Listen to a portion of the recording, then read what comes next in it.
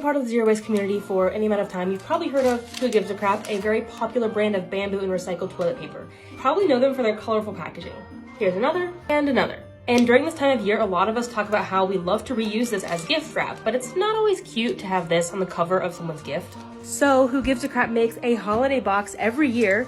They also have a to from tag on the box, so you can use this box as a gift. And here are their holiday prints. They are completely patterned, there's no logo on them, and they also have a to from tag on there.